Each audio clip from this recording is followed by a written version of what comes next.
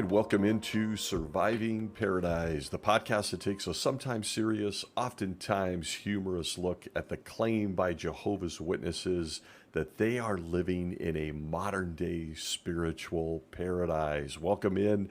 I am your host, Stacy Bauman, former elder, ministerial servant, but most importantly, a kid raised as one of Jehovah's Witnesses in the 1970s and 1980s. As I do, a quick warning, we try to have some fun here. We're trying to heal, we try to laugh, we try to cry. Let's do the whole range of emotions, but let's do it together. But all sarcasm, humor, and attempts at observation are only that of this podcast host, and they are never meant to offend. So welcome in, please stay no matter where you are in your journey with or out of Jehovah's Witnesses. You know, the last few weeks have featured some fairly intense material on this little show, and I thought it would be fun to change it up and do something a little bit different. Consider a few things, not all of them, but a few things that most ex-Jehovah's Witnesses or those on their way out would consider a little bit lighter. Let's laugh. I guess that's the long-winded way of saying it's time to have some fun. Let's laugh a little bit. So to start out, I want to say that I am a massive, massive lover of music. Music is one of my favorite things in this whole journey called life. It's with me everywhere, all the time. My home, where I spend most of my time when not traveling, is wired for sound, including the bathrooms. That's how deep it runs with me. I recently got the fancy Apple EarPod things that charge in the little case, and you can put in your pocket so I can listen to music everywhere, including airplanes. I've been emotionally attached to music since I was a very little guy on this planet. It really, really affects my mood. I'm a moody person, and I probably have picked up on it here, but I'm an emotional person. But back in the day when it came to music, everything was on vinyl. Now, I know I am exposing my age here, if you haven't picked up on it before, and hopefully there's some friends here from my generation that can relate. But all music was on vinyl, on records, and a trip to the record store was a huge, huge part of my childhood and one of the funnest things we ever did. In fact, I went to one last week, a vintage record store, just to get the feel, the smell, to move through the old albums. I absolutely love it. And I don't want to go on about the quality of music today versus the classics of my generation. Subject for a whole nother show. But music, songwriting, all of that is a big part of my life. And I was thinking a little bit as I prepped some thoughts for this episode, how big a deal it was how we built our music collection back in the day. It really was strategic. Like, we had to be strategic about finding and building our music collection. For those of us, I guess I would say old enough to remember, we had records called 45s. They were smaller records, had a giant hole in the middle. They had a song on the front, a song on the back. They were about roughly the size of a small salad plate. For you youngsters, God, I can't believe I'm in this space where I got to explain a 45. But you would even have to have an adapter that fit into the hole in the middle of the 45 so it slid down on the post for your turntable and you could play the music. Those of us old enough will remember. But you had to save your money back in the day and be strategic about records. If you wanted just a single, you got the 45. But if you wanted a whole compilation, a whole slew of hits from your favorite artist or your favorite band, you had to buy an album. And most albums just didn't have all their best songs. They'd have one or two that you liked, and so you'd trade with friends. It was a thing. It was a thing. And getting an album and a record back then was a big deal. Lost in all the modern technology is album covers and what it was like to pick up an album. You'd open it up, and the feeling you got opening it, there was oftentimes a free poster tucked in the jacket that you hung on your wall, the photos of the band, so much. When they had a lot of hits, there was double albums. People remembered that. And I guess most importantly in that experience was the lyrics. Oftentimes on the sleeve would be the lyrics to each of the songs. And that's how you learn to sing the song. I mean, all of us have been in the position, and I'll use this example, dating myself.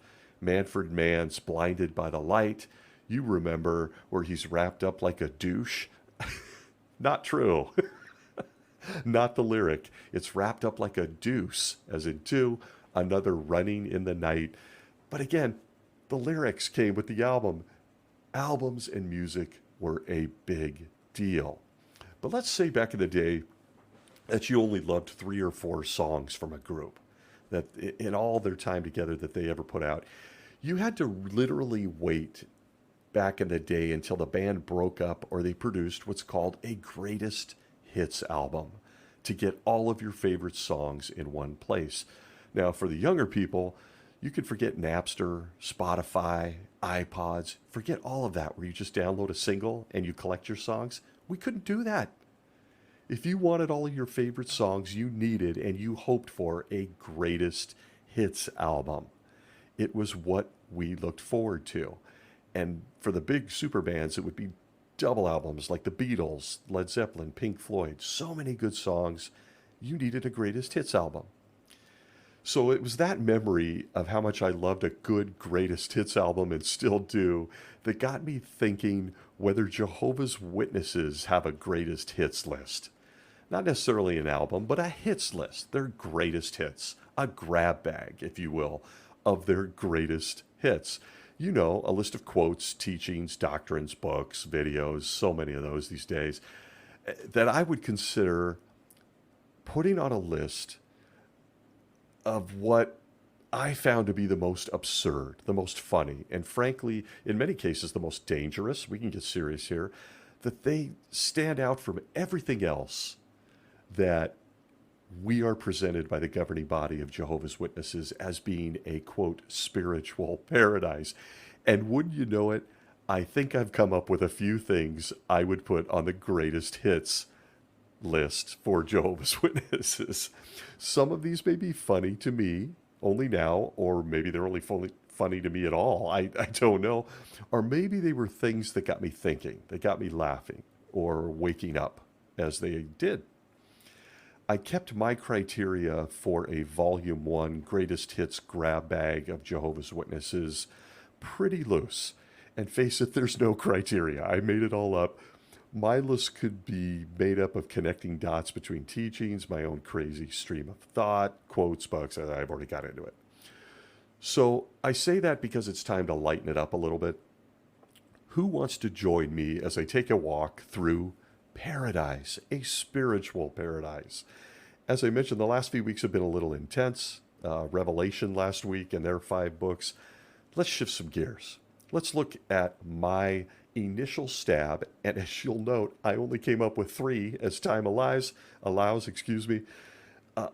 a greatest hits grab bag volume 1 of my favorite funny and ridiculously absurd things that we are told come from Jehovah himself. So let's do this. Let's start out and take a journey into my list.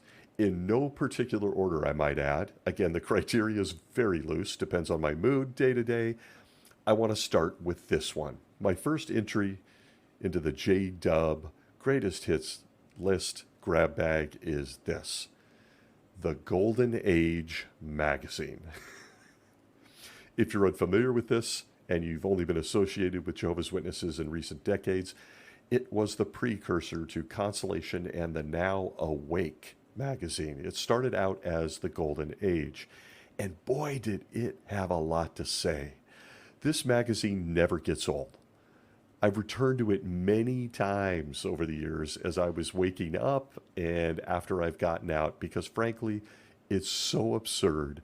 You just can't believe the Golden Age ever happened. You can't believe it's true. And it is. It's all true. But what landed it on my greatest hits grab bag list was the fact that this was preached to people during its time of publication as coming from Jehovah and his son Jesus personally. That the information in its pages was life-saving. It was wise. It was wisdom. And get this, as you will come to see in the next few minutes, the Golden Age is a greatest hit because at this very hour, they continue to point to it as a spiritual publication, an accomplishment in their spiritual history. It's still found referenced on the 2023 website. Keep it in mind. Here we go. From the Man's Salvation Out of World Distress at Hand, chapter 6, The Promise of a Spiritual Paradise, we get this quote. Quote, Watchtower Bible and Tract Society on September 5th, 1919, decided to produce, I'm paraphrasing, the Golden Age. The Society was going to publish another magazine besides the Watchtower. This new bi-weekly magazine was to be called The Golden Age and would be complementary to the official magazine of Jehovah's Christian Worshipers, the Watchtower. The October 1st, 1919, the salutation in the opening issue said this in part. A little bit of reading here. Quote, in reference to the Golden Age, my first entry of Greatest Hits, its purpose is to explain in the light of divine wisdom the true meaning of the great phenomena of the present day, and to prove to thinking minds by evidence incontrovertible and convincing that the time of a greater blessing of mankind is now at hand. Like a voice in the wilderness of confusion, its mission is to announce the incoming of the Golden Age. The Golden Age will carry into the homes of people the desired message, which will tend to restore calmness to the disturbed minds and comfort to the saddened hearts. We do not expect to accomplish this by human wisdom, because this has been tried and failed, and such wisdom is foolishness in the sight of Jehovah. But we will point the people to the clear and indisputable evidence in the light of present-day events, disclosing the divinely expressed remedy for the reconstruction of human affairs that will bring the desire of all nations, assuring to the people life, liberty, and happiness. We invite all order-loving, law-abiding, God-fearing persons to aid in passing this message of comfort on to those who desire to be comforted. End quote. Whew. I think I'd put it on my grab bag list of greatest hits simply because I really miss the Watchtower's run-on sentences. That's a sentence.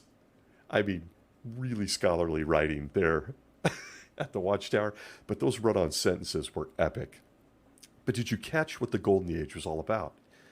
It provided incontrovertible evidence. It was meant to comfort the disturbed minds and the saddened hearts. It came not from human wisdom, but from Jehovah himself. Please take this out and share it. This magazine sounds amazing, doesn't it? Wouldn't you agree? To me, the Golden Age is to Jehovah's Witnesses what the Eagles' greatest hits, 71 to 75, was to music. If you look at that album, all 9 songs are incredible. And as of 2020, that album is the best-selling greatest hits album and the 3rd best-selling album of all time. And why not? If you look at it, every single song is amazing. And it featured the debut of Desperado, a masterpiece. But comparing that to the Golden Age and what we just heard them say, the Golden Age was a gift from Jehovah, from his mind. They specifically talk about helping the disturbed mind, the saddened heart, helping thinking people to really look at incontrovertible evidence that this is from God.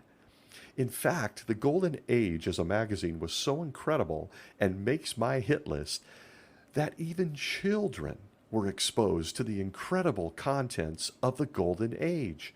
From the Watchtower of October 2021, pages 29 through 31, we are told the following, quote, to help interested ones to progress, the Bible students published Bible study programs in the Golden Age. Pause, listen closely. Back to quote, the juvenile Bible study program consisted of questions for parents to consider with their children. End quote. 2 things here. They nailed it. They nailed it by calling us any kind of study of anything, much less the Golden Age, with Jehovah's Witnesses as juvenile. I would agree. I would completely agree. But yes, this was a program entitled Juvenile Bible Study Program out of the Golden Age for children. But now my second, I couldn't help but wonder if those kids were as excited to dig into an issue of the Golden Age as I was to that Eagles' Greatest Hits album when it finally came out. But it doesn't stop there. With my first entry into my Jehovah's Witness Greatest Hits grab bag, we get this about the Golden Age from the Watchtower of 1994, pages 20 through 25, under the article, The Watchtower and Awake, Timely Journals of Truth. It tells us the following. This is so important. Quote, thinking people responded to the message of the Golden Age. For a number of years, its circulation was even greater than that of the Watchtower. End quote. I highlight that because I want you to keep it in mind. That's right, the Golden Age was a thinking person's magazine, a deep thinker. Needless to say, this magazine was incredible, according to Jehovah's Witnesses, and as you just heard, they still, in 2023 on their website, point to the Golden Age as an incredible spiritual accomplishment and part of our spiritual paradise. But you might be thinking at this point, okay, Stacy, so what? But so what, right? How many times have you, in the ongoing analogy of greatest hits and albums, how many times have you heard from someone that recommended an album and you listened to every song and went, it's okay? So how did the Golden Age make it onto my list? Well, no doubt we all count ourselves among those that are thinking people, as they say. So as a thinking person listening into this show, let's take a look at the back of the album cover, so to speak, and see what songs made it onto the album known as the Golden Age. Here are but a few examples of information for thinking people, men, women, and even children in a juvenile Bible study program. Here's a sampling. Are you ready? For emphasis, if you don't understand the wisdom here and what follows, I guess I could just say that according to the Watchtower Bible and Tract Society, you're just not a thinking person. Here we go. An examination of the greatest hit. Just a sampling. From the Golden Age of 1929, July 24th, page 702, and I want to say right here and now, trigger warning to our beautiful African American brothers and sisters that may be listening in, nothing but love, but brace yourselves. Here's what a thinking person, including children, are exposed to in this greatest hit known as the Golden Age. Quote, question, is there anything in the Bible that reveals the origin of the Negro? Answer, it is generally believed that the curse which Noah pronounced upon Canaan was the origin of the black race. Certain it is that when Noah said, cursed be Canaan, a servant of servants shall he be unto his brethren, he pictured the future of the colored race. They have been and are a race of servants. There is no servant in the world as good as a good colored servant, and the joy that he gets from rendering faithful service is one of the purest joys there is in the world. End quote. I don't feel funny. I'm pissed. And I'm not going to hover on this. That's a direct quote from the Golden Age for thinking people and children in their juvenile Bible study program. We are told in the quotes prior to this that Jehovah wrote the Golden Age, that Jehovah believes our African American brothers and sisters, beautiful in their absolute everything about them, was in fact a curse, and that they were slaves. They were servants, and they loved being slaves. They were experiencing, quote, some of the purest joy there is in the world, end quote. I got the serious one out of the way first. They're all serious, but if you're not sickened by this, there's not much I can say, so I'm not going to say much more. It's overt racism. It's repulsive. And again, this is for thinking people on the greatest hits grab bag of Jehovah's Witnesses, Volume 1. If you don't agree with it, you're just apparently not a thinking person because Jehovah wrote it. I read the quote to you.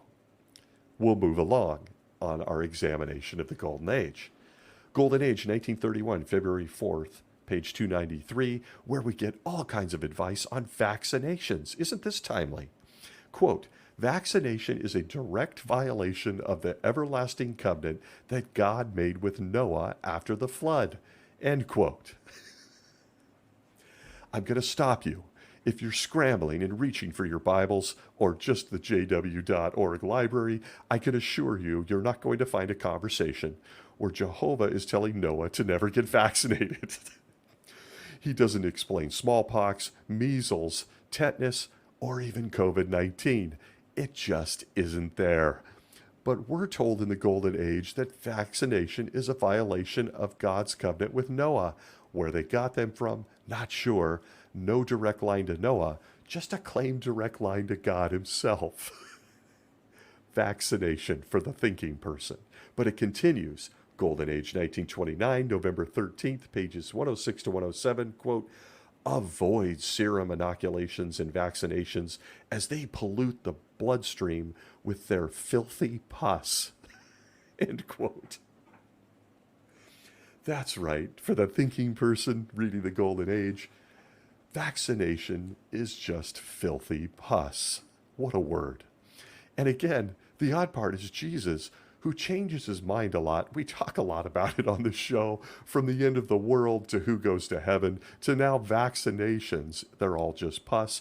He had a change of heart in the last few decades, especially during COVID-19, where in a confidential letter of August 6, 2021, to the Bethel family, they mandated vaccinations, the very thing that broke the covenant and was filthy pus, for all those at Bethel headquarters. And while vaccinations deserve its own show, it basically comes down to the governing body guys couldn't travel with passports. They had to start getting vaccinated. That's it in a nutshell. The Golden Age, this greatest hit, was rolling this stuff out. What a hit it was. But here's a big one. The Golden Age, February 6, 1929. JWs have the cure to cancer. Did you know? Did you know? You must know as a thinking person, despite the fact that no one in the medical community earthwide apparently knows. Quote, cancer, here is an herbal remedy that has cured many severe cases. Violet leaves, yellow dock, red clover tops. End quote. There it is, folks. There it is. You ask why this is on my greatest hits grab bag? Because the Golden Age had the cure to cancer in 1929. No word yet on why no one in the medical community just whips out a bowl, throws in some violet leaves, yellow dock, and red clover tops to cure what is a plague on this planet. But, we'll get back to you. Just be a thinking person. Sign up for the Juvenile Bible Study Program. The cure to cancer. They were rolling this out. The Golden Age of November 1928. The hits just keep on coming on this one.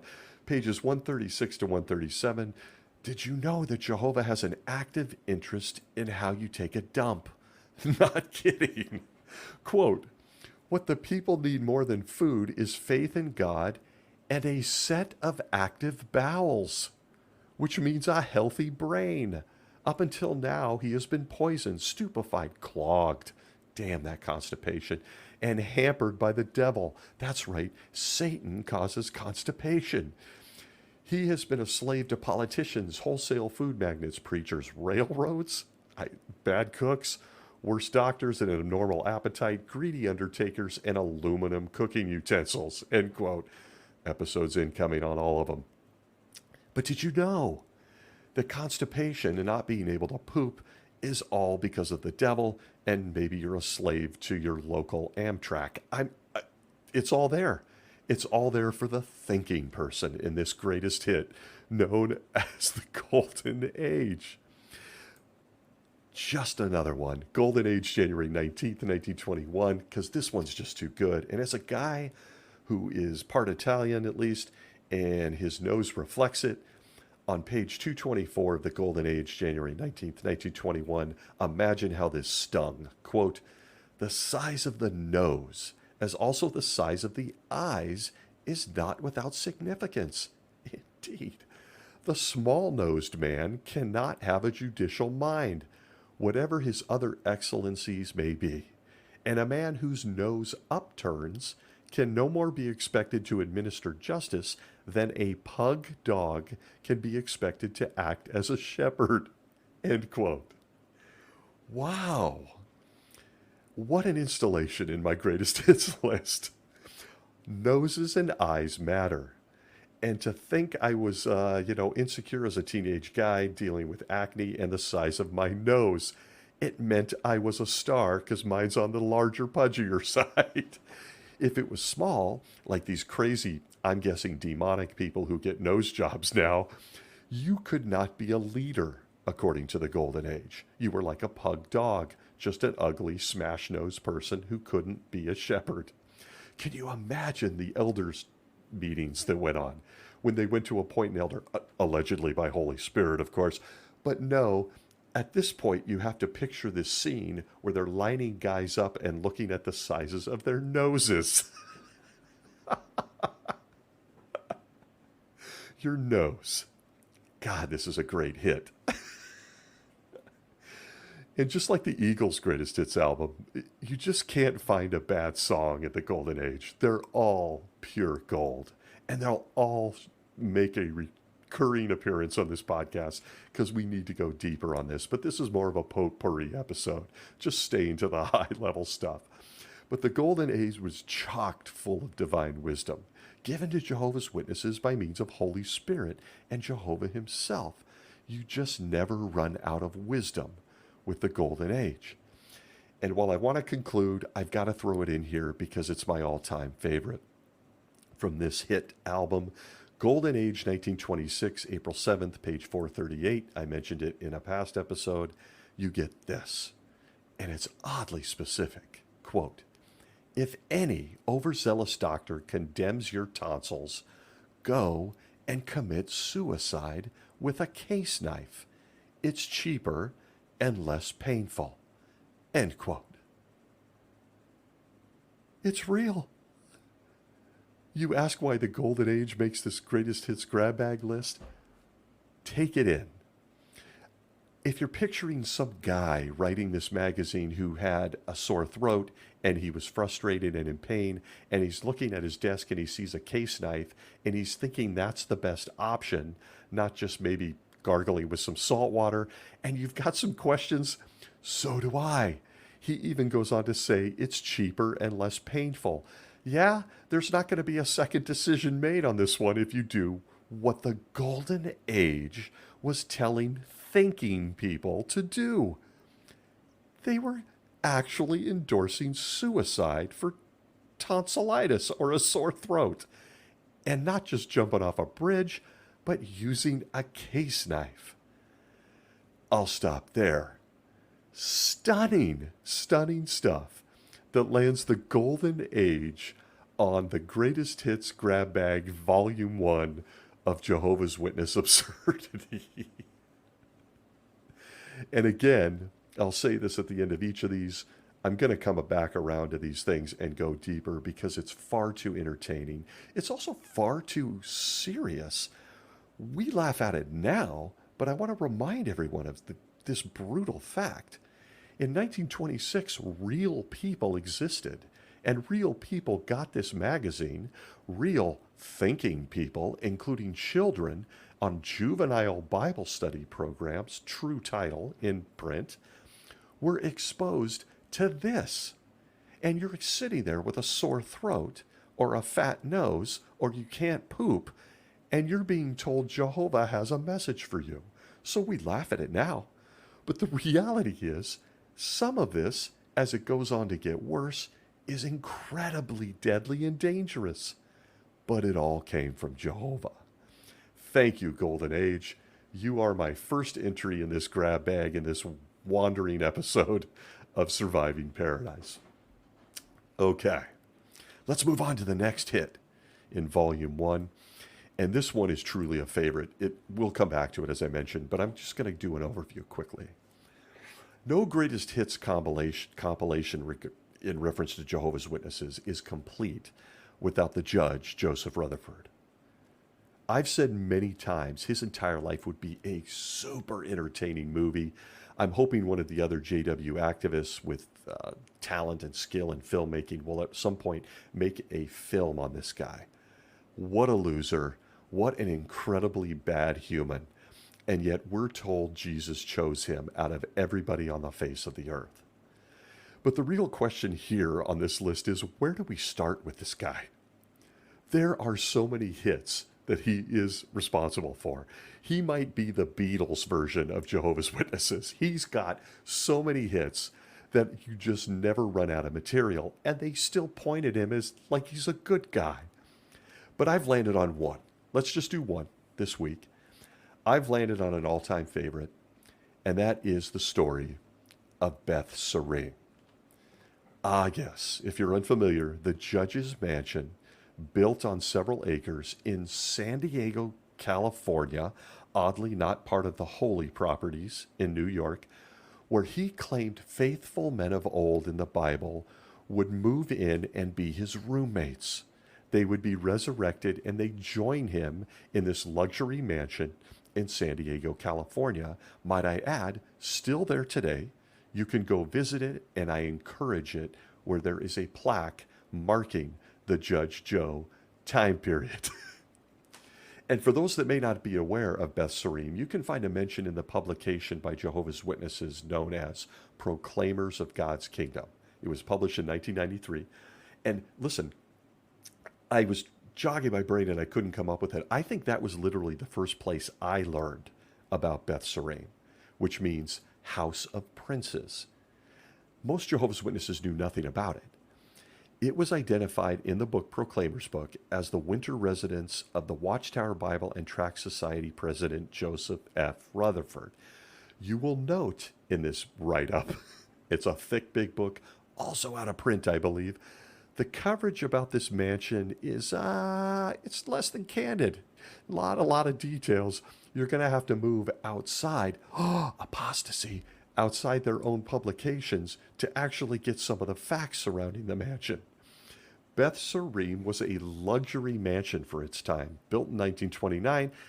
And listen, again, we are told in their own literature that King David, Abraham, Moses, Noah, they're going to come there and hang out. They're going to move in there. They're going to be roommates with the judge, apparently in an odd twist before he ditches them and moves back to heaven where he gets to hang out with Jesus. No word on what they were going to do in Beth Sarim. Like, if you're picturing a frat house with Samson, King David, and Noah walking around, and there's foosball tables and pool tables, that's what I pictured.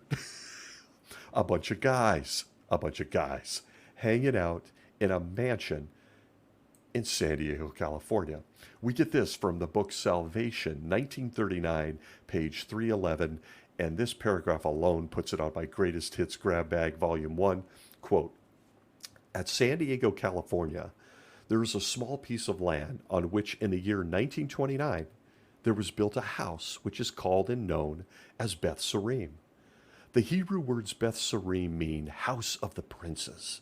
And the purpose of acquiring the property and building the house was that there might be some tangible proof that there are those on earth today who fully believe God in Christ and in his kingdom, and who believe that the faithful men of old will soon be resurrected by the Lord, be back on earth, and take charge of the visible affairs of the earth.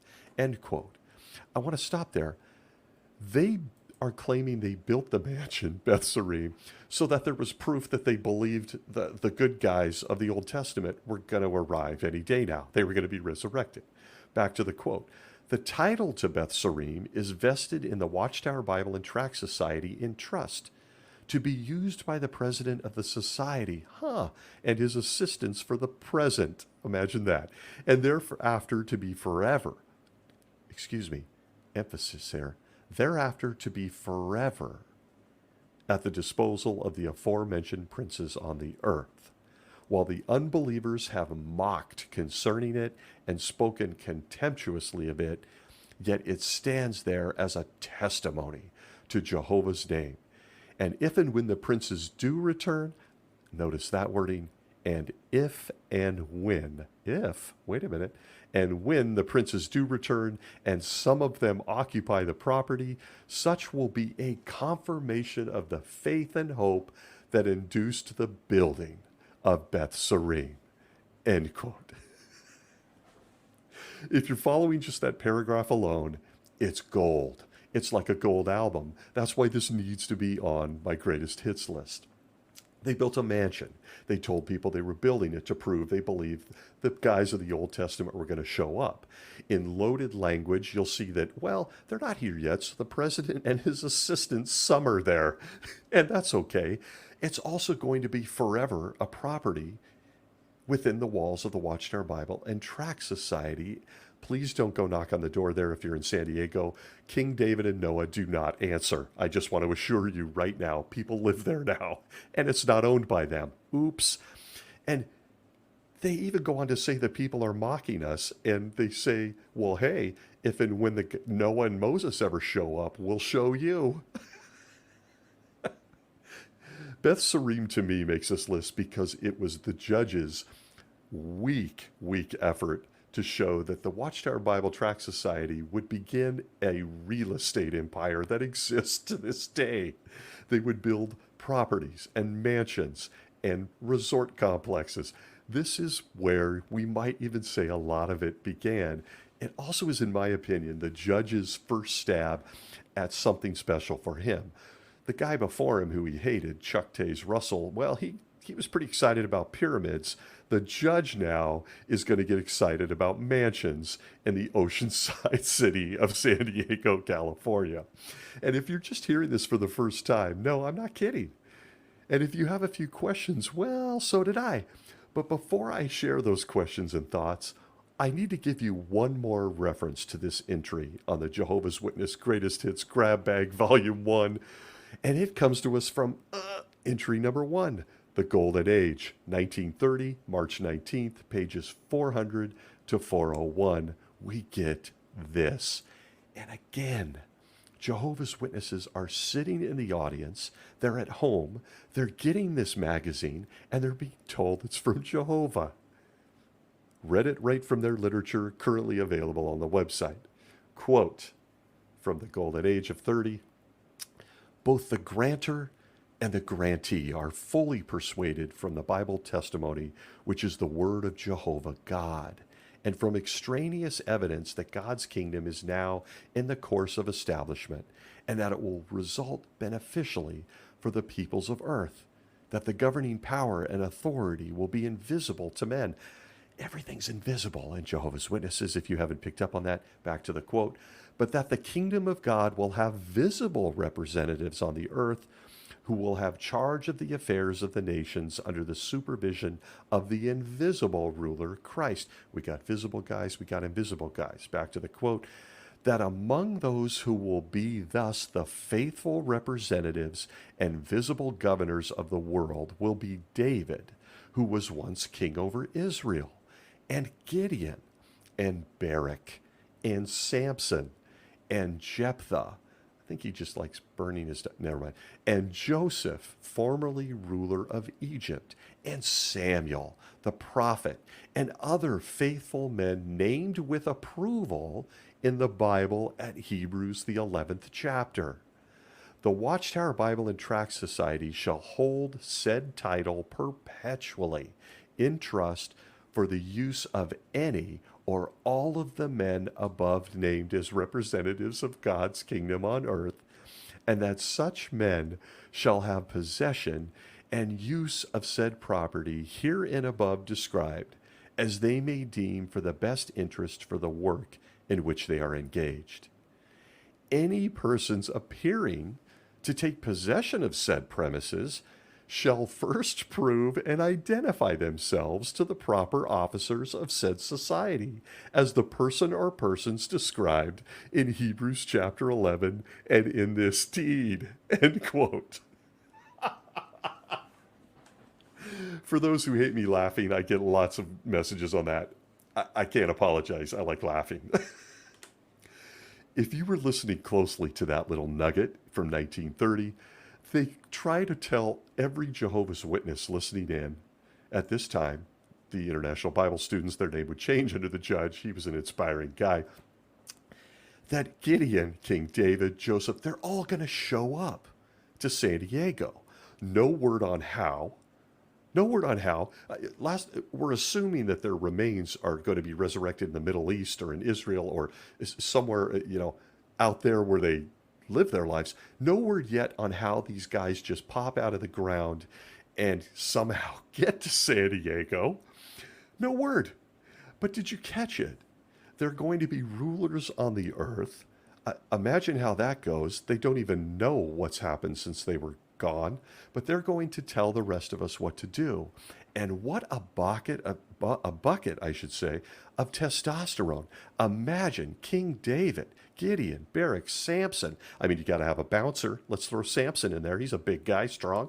You got Joseph, who ruled Egypt. You've got David, who ruled Israel. No word yet on how that's all going to work, because I'll tell you something.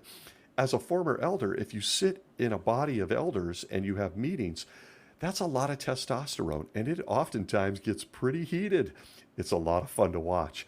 But just imagine the egos that were somehow going to show up to San Diego, allegedly, and they were just going to take over. But if you didn't catch the final part of that, Jehovah's Witnesses were told that these guys were going to have to identify themselves to the proper officers of said society as the person or persons described in Hebrews chapter 11 and in this deed. So here goes, folks. Noah and Moses were going to somehow get to San Diego or just show up there without any photographs or a student body card, or maybe they were going to show a birthmark. I don't know. But they were somehow going to have to prove that I am Noah. I am Moses. I'm here to live with the judge at Beth Sarim. Show me to my room. Well, I'm sorry, we're going to have you prove that to us. How do I do that? I'm not sure. There's all sorts of jokes in here on circumcision I can make. There's all sorts of jokes about Noah and animals. There's all sorts of stuff. But we're not told. And that's why Beth Sarim and everything surrounding it makes my greatest hits list, volume 1, of complete insanity. And this property was supposed to be part of the Watchtower Bible and Tract Society's portfolio in perpetually, forever. Please don't go knock on the door today. I guarantee you Samson does not answer the door. But if you have other questions surrounding this, please walk along as I share some of mine. The judge told people in this illustrious Beth Sarim through magazines like the Golden Age that his new roommates were supposed to arrive in 1914. They didn't show up. They stiffed him. Then they didn't show up in 1925. They stiffed him. They stood him up. Noah, Moses, Abel, Samson never answered his ad, apparently. And of course, no one asked why he didn't have a place for them to live until 1929. Like, if they had shown up on time, what, were they homeless for the first 10, 15 years on their return to Earth? Where were they? What were they doing? Were they walking to San Diego? We're given nothing. We're given nothing except we're told it comes from Jehovah. I guess they were just homeless until the mansion was built, according to his timeline. No one questions this stuff. I do. And a second little tidbit from Beth Sarim. Isn't it odd that Jesus' favorite guy on earth would buy a mansion outside of New York? It seems odd to me. I mean, San Diego in the wintertime is, oh, wait a minute. It's actually quite beautiful. Got it. But even more interesting, is it interesting to only me that Jesus' favorite person on the entire earth would be buying mansions, acres and acres of real estate and more during 1929, the Great Depression, when people were starving to death in the United States? And by extension, isn't it interesting that the judge got into the real estate game during what he called the last days? Why are we buying property again? And if you're going to say, well, Moses needs a place to live, what happens when Armageddon hits and levels Beth Sarim? So many questions. And you can see why I find it to be the biggest hit. But here's my biggest one. Outside of all the testosterone in one room, in what appears to be a frat house for the judge, Moses, King David, Gideon, and the rest, my biggest question is, how do I say this? What about the women of faith? At this point, did we just skip resurrecting them? Or did they just not need a place to live? Did Esther, Abigail, Sarah, Rahab, did they miss the memo on Beth Sarim? Was there a sorority house for the faithful women? In many cases, absolutely critical to Jewish history. Life and death critical. Esther, Sarah, I mean, come on. Rahab. What? Did the judge just skip anything having to do with women? The faithful women of old? Or was he concerned that King David, his bro, couldn't handle being around women? I mean, look, David has a history with the ladies that's a little shaky. He likes other guys' wives. He likes to collect concubines. He's a very sexually active guy. Maybe the judge thought Noah might start taking shots with him, start drinking some good scotch. And we know what happened to Noah last time. He ends up naked and passed out in the living room. And that's what got people cursed and stuff. Or maybe when it comes to Beth Sarim, and I'm sorry, I have to get this out, maybe they're just all kind of looking at Lot a little funny. I mean, imagine Lot enters the room there at the Beth Sarim with the guys. Were they a little concerned and had some questions about some of his decision-making with his daughters? I mean, do women rank at all with Judge Joe Rutherford? Let me help you there. They don't. They weren't even allowed. This was just a mention for the fellas. And imagine the testosterone. I'm sure nothing would go wrong there. No egos. Just a bunch of guys living in a mansion in San Diego. Who was doing the cooking? Who cleaned the toilets? I'm guessing that's where the women of faith came in by Judge Joe Rutherford. Also, a heads up, Noah might be a vegan. He's got kind of a long, intimate history with animals, so mix that in. And I can't help but also wonder if Gideon's in the room and he's looking at you a little funny about how you drink water. Just dismiss it. Take a look at his past. But back to Beth Sarim. And I'm sorry. I told you I was in a mood. I needed an off episode. But Beth Sarim was sold after no one showed up by 1948. And it was mentioned in the Consolation of May 27th, 1942, that the society was looking at Beth Sarim and its garden-like conditions as a second burial place for the judge. I mean, odd that he was planning ahead. His roommates hadn't shown up, but he was thinking about being buried there. The article shares the fact that his predecessor, Nathan Knorr, himself an interesting guy, literally went to court to get permission to bury the judge on the property just before the judge would, launch into the twinkling of an eye into the heavens to be with Jesus. But San Diego, the county there, said, no, you cannot bury this guy on the property. And let me tell you something, and why this is on the greatest hits list. Beth Sarim continues to be the center of rumors among some, others not, including the belief by some of those people that the judge was buried secretly, disobeying the law, not paying Caesar's things to Caesar's, and doing it anyway under the cover of moonlight, and his body is likely under the concrete slab in the garage. And no, I'm not kidding. This rumor continues to circulate. When your fellas don't show up and decades go by, you got to dump the property. And by the way, as I get into heaven to sit next to Jesus, could you secretly bury me out here somewhere? And they chose under the garage slab. Allegedly. It is a rumor, unconfirmed. And this is what makes Beth Sarim and all that surrounds it truly a greatest hit.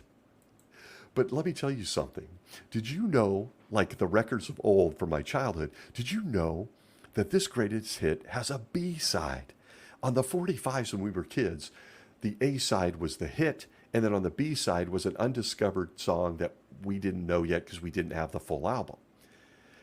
And we would buy the 45s to get the hit song. I remember buying Queen's Another One Bites the Dust, and then the song on back, and it escapes me at the moment, was also really good. But sometimes the B-side was even better than the A-side. But Beth Sarim has a B-side, and it isn't known by many, but the judge also bought an adjacent property known as Beth Shan. And this is mentioned very, very, very, very, very few places. Beth Shan was roughly 75 acres of canyon. It was very close to Beth Sarim, separated by a canyon down the middle. It had a couple of houses on it. And on the 72 acres, get this, it had a bomb shelter. How fitting. The judge needed a bomb shelter. That should spur some questions. Beth Shan means the house of security. And I'm going to again come back to these and do a whole episode on these properties, but I'll tease it with just one question. Why do faithful men of old who are on their way to heaven, who just resurrected all of these men of old after the world's largest genocide wiped out all evil, why in the world do they need a house of security and a bomb shelter? Aren't we done with all the bad stuff? Didn't Armageddon wipe out the bad guys? Why do we need this in paradise, Judge Joe? Oh, wait. God, it just hit me. Of course he needed it because Jesus hadn't even yet told him about a paradise earth until 1935. He left it out of the Bible and he didn't tell the judge yet. It's all so confusing, isn't it? The judge, San Diego, Beth Sarim, and Beth Shan, they are truly some of the greatest hits by Jehovah's Witnesses Volume 1. And it all happened roughly 5 to 10 years, it started, into Jesus choosing them, as we are told, as the only mouthpiece for him on this earth, inspired by Holy Spirit and directed by Jehovah. So, take a breath. A lot to get in there, and I'm in a mood, clearly. You've got Jehovah's Witnesses, or International Bible Students, as their names were, taking in this information in books like The Golden Age, in Consolation, in the most critical century in human history, after Jesus told them, "You're my guys." This is what they're being fed. And the judge is doing it from San Diego, where no one showed up, not even the ladies, and there he sits. He may still be sitting there. Oh, I'm sorry, allegedly he's in heaven now. He's continuing to direct such magnificent spiritual food. Okay. In the interest of time, I'm going to keep it to 3. And now my final greatest hits grab bag volume 1 entry for this week. The book Worldwide Security Under the Prince of Peace from 1986. And I often get people looking at me funny with this one because not many people, by this time, most Jehovah's Witnesses didn't study. They were out of the deep stuff and into the dumb stuff, the long-winded sentences that say absolutely nothing. But this book came out in 1986. We studied it in the book study. For the old timers, you may remember it. It's kind of a mauve or off purple, silverish type book. And it's really under the radar. In my memory, we only studied it the one time, but oh, did it leave an impression. And this book makes my list because for a couple of reasons. It's an all-time favorite. It's not only due to lots of nuggets of Holy Spirit found on its pages. It was a typical 192-pager, if I remember right, but also due to its timing with me personally. 1986, it's crazy as you get older. It doesn't seem that long ago in my head, even though I know it is. And for me personally, it was my first year out of high school and into the adult world. And in high school, I decided I'm going to be a Jehovah's Witness despite all the bad stuff I was doing. I was going to get serious. So in 86, this book had an impact on me. This isn't yet a classic greatest hits, volume 1 in my head. It's still somewhat modern. And it has so many parts that make it a masterpiece in Jehovah's Witness history. And I'm guessing some of our younger listeners may not even recognize this at this point. They're like, what is he talking about? I don't remember this book. But I highly recommend trying to find a copy. I know this will shock you. I believe it too is out of print. And you can find it currently in such spiritual centers that Jesus is using called Amazon and eBay if you want to look at what Jesus had to say in 1986. But much like the vinyl records I mentioned, you just can't find one. They're tough. But again, it's still featured on their website as spiritual food. It's still there. It's so unbelievable. There's so many fun things in this. I won't try to cover it all here. I'm going to hone in on one thing. And this one thing may be one of my favorite moments in my entire time as one of Jehovah's Witnesses. It's an all-time favorite quote out of an all-time favorite bad book. And the reason it makes my greatest hits list is because this one quote will sum it up. I don't even need to explain it. Let's jump in. Under the worldwide security under the Prince of Peace, chapter 22, page 10, quote, I'm going to read this slowly, and I hope you hone in on what not only I did, but almost everyone did in 1986. Quote, to all eternity, our Earth will bear a distinction that no other planet throughout endless space will enjoy. Though the Earth may not be the only planet that will ever be inhabited. Uniquely, it will be where Jehovah has indisputably vindicated his universal sovereignty, establishing an eternal and universal legal precedent. It will be the only planet on which Jehovah of armies will have fought the war of the great day of God the Almighty. It will be the only planet to which God sent his dearest Son to become a man and die in order to recover the planet's inhabitants from sin and death. It will be the only planet from which Jehovah will have taken 144,000 of its inhabitants to be heirs indeed of God, but joint heirs with Christ. End quote.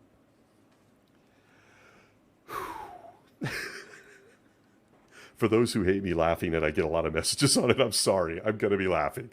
I'm not sorry, to be honest. Oh, yes. Earth is very special in Jehovah's plans. We all know that. We're currently in a spiritual paradise on earth, right? But if you didn't catch it, they drop in a little secret from the throne of Jesus that sent every Jehovah's Witnesses addicted to Star Trek into a full-on spasmodic celebration in 1986. If you didn't catch it, they mention there in just a few words, Jehovah's Witnesses might be going to other planets. And that's right. For every guy or Jehovah's Witness brother, and let's face it, it was the guys, the sisters probably rolled their eyes at this or didn't even notice. But for every guy or brother who loved all things science fiction, that little sentence in that paragraph became the subject of endless conversations, debates, predictions, and full-blown fantasies. If you didn't catch it, paragraph 10, chapter 22, it said, though the earth may not be the only planet that will ever be inhabited. It was a mind blower. And it may have just been in my congregation or my circuit and district because everybody was talking about it.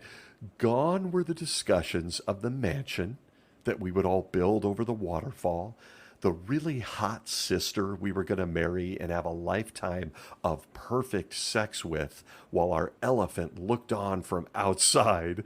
No, those conversations were gone with the brothers. That future fantasy was replaced by doing all of those same things, but on the planet Mars. And if you think I'm lying, I promise you I'm not. In this already rambling, crazy episode, do I even have the time to share some of the stories and conversations I experienced where grown, baptized men, never the women, would sit around after the book study, finding ways to relate this one sentence in this one book, not found in the Bible, to all things Star Trek Next Generation? Here is a sampling, and it deserves its own episode. I sat, witnessed, and listened to in absolute amazement. Things like this. What kind of clothes would we wear in space? What kind of food would we eat? Would it just appear like it does in Star Trek where the door opens and out comes a Danish? I remember a conversation where the brothers, and I'm talking elders, would discuss where water would come from. Would Jehovah create water sources, or would he just melt the rings on Saturn? I remember an in-depth conversation about, again from this one sentence, about how Jehovah had to do this because the resurrection would just feature billions of people. Where were they all going to live? They've got to go to other planets. I remember one person, a younger guy, asking how his pet turtle would breathe on the planet Pluto. I can't get over this, even to this day. Conversations about what kind of spaceships will Jesus help us build to get to these planets or galaxies? Or will he just, at this time, under perfection, would he just be creating transporters for beaming people to these planets like Star Trek? Will we get there and find out if there's life on other planets? Seriously, one brother said, and I still remember his face, wouldn't it be something if I could marry a female alien?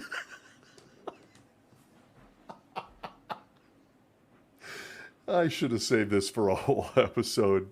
Many are probably turning it off.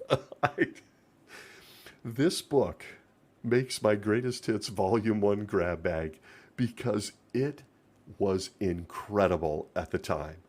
And this is just a small sampling of what we were talking about after this book came out. Maybe part of it makes it to volume 2. I'm not sure. There is so much more to cover out of this book in 86.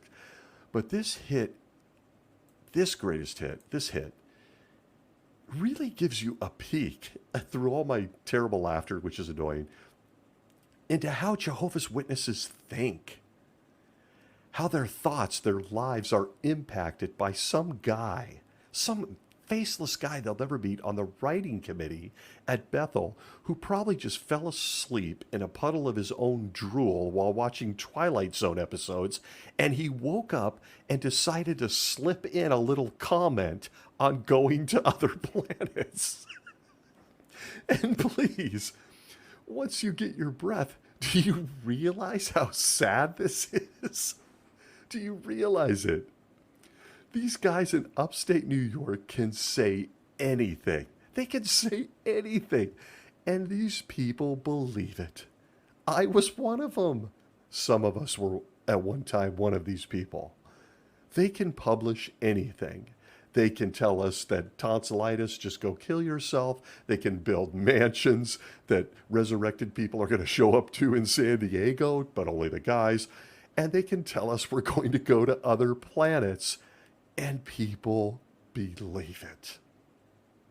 A Jehovah's Witness life is so void of joy, of happiness, of laughter for the most part. It's mundane, it's heavy. And then some guy goes and drops one sentence into a 192-page book no one remembers. They claimed Jesus helped them write, and they take that sentence and, folks, they start designing their plans for living on the planet Jupiter with a hot babe alien and getting food made in transporters. It's true. I am not making this up. It's all true. So I will come back to this one. I probably should have left it off and done a whole show on that particular reference. But taking a stab at just a potpourri episode, an a la carte episode, sounded like fun. And it has been fun because I really needed to laugh. Long week. But there you have it. Jehovah's Witnesses Greatest Hits Volume 1. This felt good. I needed to lighten it up a bit this week for my own sanity. Listen, when you exit a cult, you experience such a variety of emotions. For most of us, for the most part, it's incredibly painful, and it leaves scars most of us will have for our entire lives. But at times, as I just demonstrated, and last week with the book of Revelation, which could have been on this list too, you have to marvel. You have to sit back, marvel, and laugh at the absurdity that these men in upstate New York pump out to millions. And the laughter's a little uncomfortable because almost anyone who has any interest in a show like this was probably a Jehovah's Witness at one time and actually maybe sort of believed it or was associated. When I created this little podcast, it was my hope that, at least for me personally, I'd fill a little niche that I felt was missing in the community, within the XJW community. There are incredible activists, so many great people, men and women, interview channels, educational channels. It's just amazing how many are popping up. Great activists out there, and I admire each and every one of them, their style, their depth, the different in ages, the different perspectives from different generations within Jehovah's Witnesses is really, really interesting to me. I recommend all of them. Take what you like, leave what you don't. I get comments all the time about this show from folks complaining about some of it, and I completely understand. Just a guy flipping on a microphone. But I hope this little show fills a need for someone, at least maybe, I guess, selfishly for my generation who grew up Jehovah's Witnesses. Or I just hope it's a little bit entertaining. I mean, little did we know we were going to outer space dressed in Star Trek suits. So I say that to say I have a long list of subjects and crazy observations lined up for this show. Hopefully you've been enjoying it. We're I think we're 50 plus episodes into this thing. And I wanted to connect more with the audience. If there's anything you specifically would love to consider, and I love how people haven't been shy with the DMs and the other stuff, reaching out, leave me a note. Leave me a note. I miss a lot of them, and I sincerely apologize if I miss your comments or thoughts. It's not on purpose. But oftentimes those requests or comments jog a memory in me that are long forgotten. And I just want to say I really appreciate all of you. And I guess I'm using this week to just be crazy. A big thank you to each and every one of you, including the reviews being left on the podcast sites, the Spotifys, the Apples, the Google, whatever they are. There's so many of them. I really want to say thank you. Thank you to each of you. And so there you have it in a potpourri, a la carte, off the cuff and off the rails episode known as Jehovah's Witness Greatest Hits Grab Bag Volume 1. I hope that these three were entertaining, maybe a little educational. And I'll say this, until then, I think now I'm going to go drop on some Echoes, the best of Pink Floyd. I'm going to pop it up into my Spotify queue and blast it throughout the house. Give me, by the way, your top greatest hits albums. Let's talk music, a little off subject, if you will. And until next week, my friends, smile. Wherever you may be well.